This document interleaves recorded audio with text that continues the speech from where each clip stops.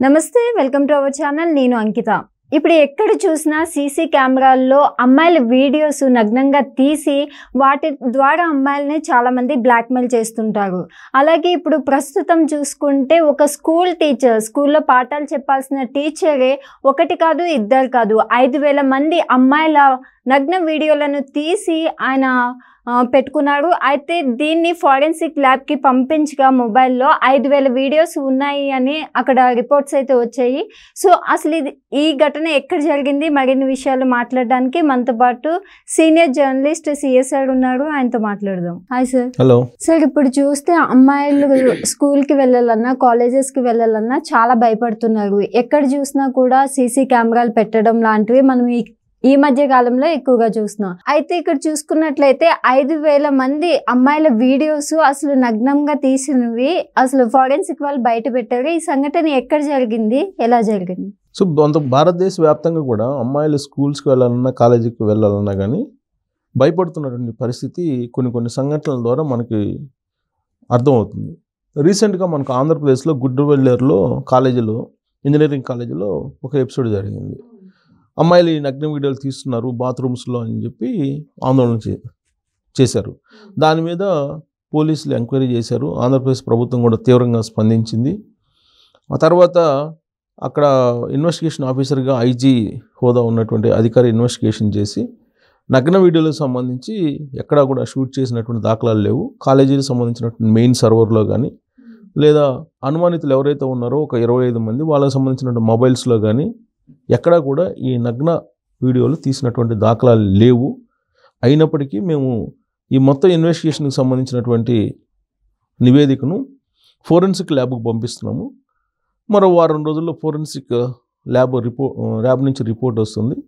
So అప్పుడు నగ్న వీడియోలు ఉన్నాయా లేదా అనేది తెలుస్తుంది. బట్ ప్రాథమిక విచారణలో మాత్రం నగ్న వీడియోలు లేవు అని చెప్పి తేల్చేసింది గుడ్లవెల్లేరు ఇంజనీరింగ్ కాలేజీలకు సంబంధించి. ఇదంతా కూడా ప్రత్యర్థి పార్టీలు చేసినటువంటి ఒక సృష్టి అని చెప్పి ఆ రోజున గుడ్లవెల్లేరు ఇంజనీరింగ్ కాలేజీలో జరిగినటువంటి ఎపిసోడ్ విషయంలో తెరదించేశారు. అయితే కొన్ని వందల మంది అమ్మాయిలు, కాలేజీలకు సంబంధించిన అమ్మాయిలు 2-3 రోజులు ధర్నాలు చేశారు. నగ్న వీడియోలు తీశారు అని దాని మీద ఏదో కొంతమంది లవర్స్కి సంబంధించిన ఇష్యూగా దాన్ని ఫోకస్ చేశారు 1-2 రోజులు. ఆ తర్వాత ప్రభుత్వం రంగంలో దిగింది, దాన్ని అసలు నిజాలని బయట పెట్టేసింది. అక్కడ నగ్న వీడియోలు తీయట్లేదని చెప్పేసి వచ్చింది. అయితే ఫోరెన్సిక్ ల్యాబ్ రిపోర్టు ఎప్పుడు వస్తుంది అని అందరూ ఎదురు చూస్తున్నారు. ఈలోపుగానే 5,000 మంది అమ్మాయిల నగ్న వీడియోలు ఉన్నటువంటి ఒక ఎపిసోడ్ బయటకు వచ్చింది. అది ఎవరు? ఒక బోధకుడు, అంటే టీచరే ఈ నగ్న వీడియోలను తీశాడు అని చెప్పేసి ఫోరెన్సిక్ ల్యాబ్ తేల్చేసింది. ఓకే. ఫోరెన్సిక్ ల్యాబ్ తేల్చేసి 5 మొబైల్స్ని ఫోరెన్సిక్ ల్యాబ్ పరిశీలించి ఈ 5 మొబైల్స్ను ఉపయోగించి సుమారుగా 5,000 మంది అమ్మాయిల నగ్న వీడియోలను షూట్ చేశారు ఆ టీచరు. అతను కూడా డ్రాయింగ్ టీచరు అని చెప్పి ఫోరెన్సిక్ ల్యాబ్ తేల్చింది. ఎక్కడ ఏంటి అని అంటే ఇది కర్ణాటకలో జరిగింది. కర్ణాటకలో కోలార్ దగ్గర జరిగినటువంటి సంఘటన. ఒక స్కూల్లో డ్రాయింగ్ టీచర్గా పనిచేస్తున్నటువంటి అతను ఈ అమ్మాయిలకు సంబంధించినటువంటి నగ్న వీడియోలు తీశారు. 5 మొబైల్స్ను ఉపయోగించి దాదాపు 5,000 మంది అమ్మాయిల నగ్న వీడియోలు తీశారు అని చెప్పి ఫోరెన్సిక్ ల్యాబ్ బయట పెట్టింది అఫీషియల్గా. అదే ఒక స్కూల్లో గతంలో అమ్మాయిల చేత డ్రైనేజ్ క్లీన్ చేయించి ఒక పెద్ద వివాదాస్పదం కూడా రేగింది అప్పట్లో.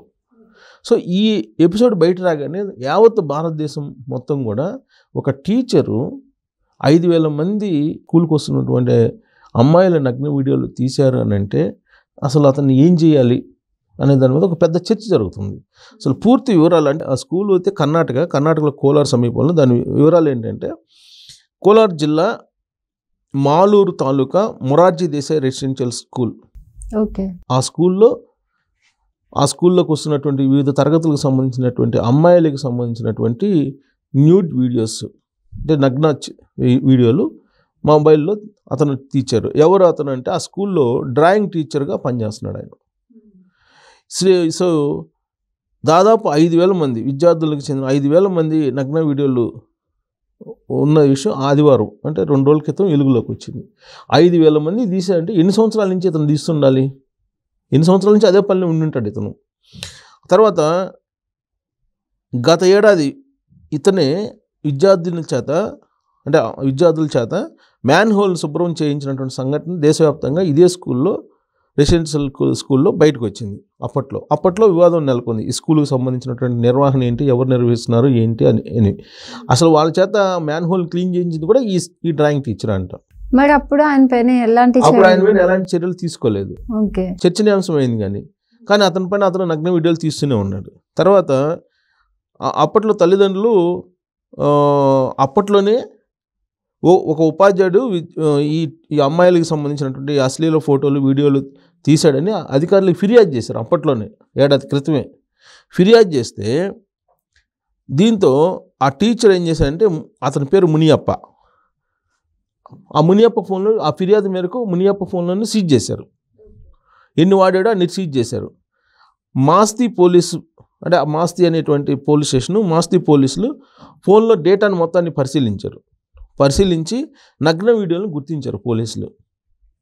సో ఉపాధ్యాయుడికి సంబంధించినటువంటి 5 మొబైల్స్, మునియప్ప టీచరు, అతను డ్రాయింగ్ టీచరు, అతనికి సంబంధించిన 5 మొబైల్స్ని స్వాధీనం చేసుకొని వాటిని ఫోరెన్సిక్ ల్యాబ్కి పంపించారు.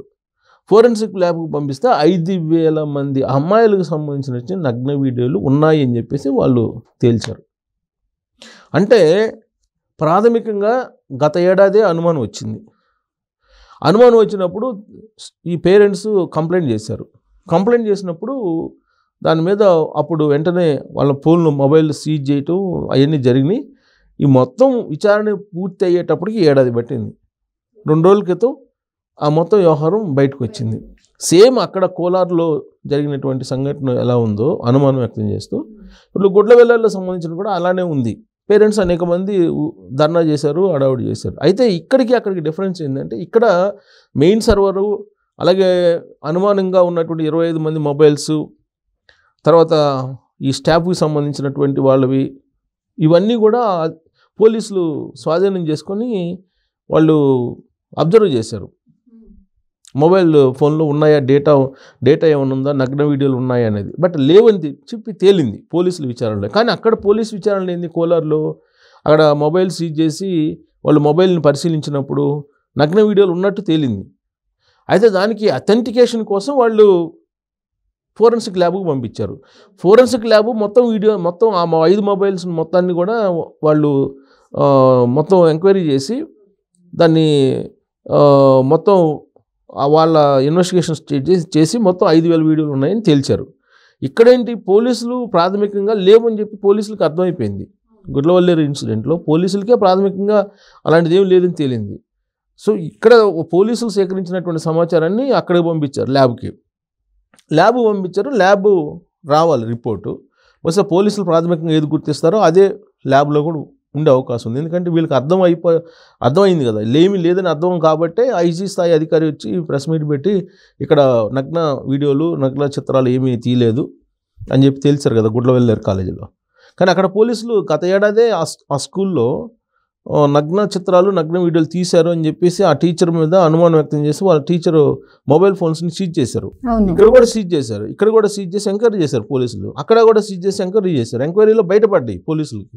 కానీ ఇక్కడ పోలీసులు ఎంక్వైరీ చేస్తే అదంతా ఫేక్, కేవలం అది రాజకీయ పరంగా గేమ్ ఆడటానికి, డైవర్షన్ పాలిటిక్స్ చేయడానికి చేశారనేది అర్థమైపోయింది ఇక్కడ. సో అక్కడికిక్కడికి మనం కంపేర్ చేయడానికి లేదు. బట్ ఇన్సిడెంట్ అయితే అనుమానం పరంగా అయితే ఒకటే. బట్ అక్కడ అనుమానం ఏమో నిరూపితమైంది, ఇక్కడేమో అనుమానం నిరూపితం కాలేదు. అది తేడా. బట్ ఈ 5,000కు సంబంధించిన నగ్న వీడియోలు అమ్మాయిలు రావడం అనేది దేశవ్యాప్తంగా కూడా ఒక చర్చ జరుగుతుంది. ఆ స్కూల్లోనే కాదు, కోలారు కర్ణాటక సంబంధించిన కోలారు స్కూల్లోనే కాదు, దేశవ్యాప్తంగా కూడా కాలేజీల్లో, స్కూల్స్లో అక్కడ జరుగుతున్నాయి.